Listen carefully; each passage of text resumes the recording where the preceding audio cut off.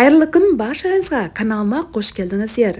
Бүгін витаминге толы, өте дәмді, балдарымыздың ең жақсы көретін жүгері қайнатамыз. Жүгерімізді осылай қайнатсаңыздар өте жұмсақ болып шығады. Ең алдымен жүгерлерімізді алып, сыртқы қабаттарын, шашақтарын барлығынан тазалап аламыз жүгерлеріміздің. Үйдегі адам санына қарай жүгеріні қайнатамыз. Мен бұл жерде 10 жүгері қайнаттым.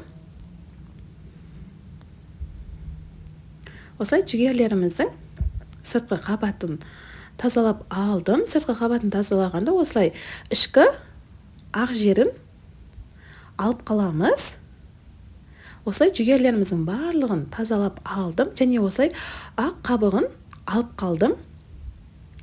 Енді жүгеріміздің керек емес жерлерін алып тастаймыз пышағымызбен, басын және түп жақтарын алып тастадым. Осылай жүгерлеріміздің барлығының керек емес жерлерін, түптерін алып тастадым.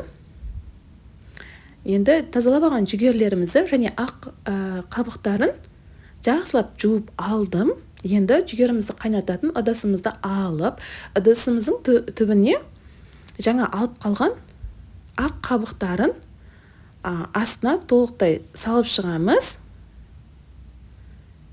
Осылай түптеріне ақ қабығымызды салып алып, енді жүгерімізді үстінен орналастырып салып шығамыз.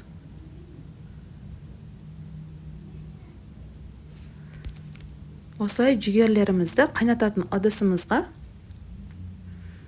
орналастырып, салып алып, бетіне де ақ қабығынан сәл ғана салдым. Осылай орналастырып алдық ыдысымызға. Енді үстінен мұздай суымызды құйып, отқа қоямыз. Қатты қайнағанда осылай оттың астын жай қойып, жай отта піскенше қайнатып аламыз. Жүгеріміздің сортына қарай көресіздер, 1 сағатта қайнауы мүмкін, 1,5 сағатта ма. Осылай толықтай пісіріп аламыз. Осымен керемет жүгеріміз дайын. Осылай пісірсеңіздер, жүгерлеріңіз өте жұмсақ болады. Сіздермен бірге болған Таңжарқын. Қош сау болыңыздар.